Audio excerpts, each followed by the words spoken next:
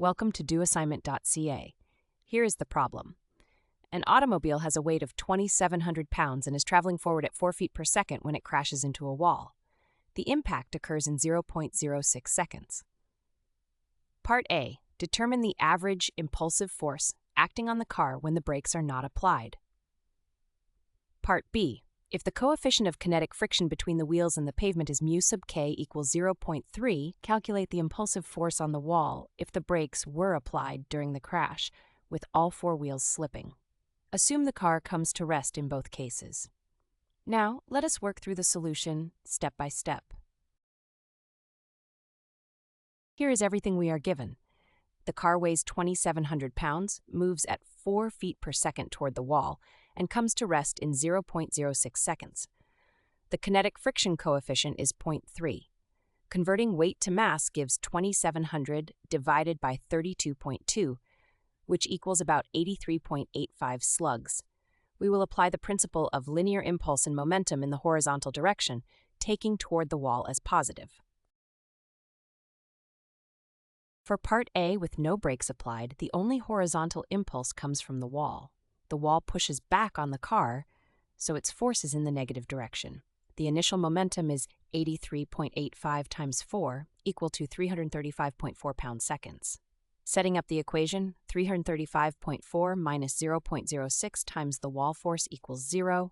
Solving, the wall force equals 335.4 divided by 0.06, which is approximately 590 pounds. For part B, when the brakes are locked and all wheels slip, kinetic friction from the pavement acts on the car opposing its forward motion, that is, in the negative direction, the same direction as the wall's pushback force. Vertical equilibrium over the short impact gives a normal force equal to the car's weight, 2,700 pounds. The kinetic friction force is 0.3 times 2,700, which equals 810 pounds. Both the wall force and friction act in the negative direction during impact.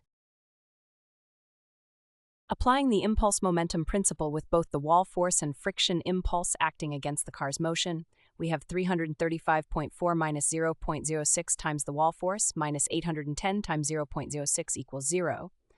Computing 810 times 0.06 gives 48.6. 0.06 times the wall force equals 335.4 minus 48.6, which is 286.8. Dividing by 0.06 gives the wall force as approximately 47780 pounds. To summarize, without brakes, the wall exerts about 5,590 pounds on the car.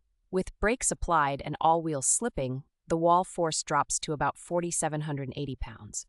The physical reason is that kinetic friction from the pavement helps absorb the car's momentum. The friction impulse equals 810 times 0.6, or 48.6 pound-seconds, so the wall does not need to supply as much impulse. This reduces the wall force by roughly 810 pounds, or about 14.5%.